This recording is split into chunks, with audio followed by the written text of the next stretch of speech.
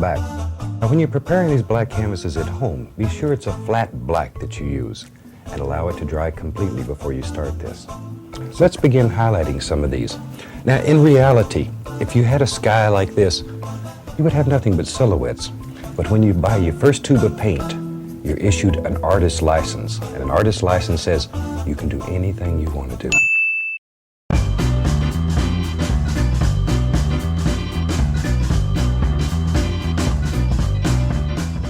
And at home, you can do these in any color that you like, because this is your world.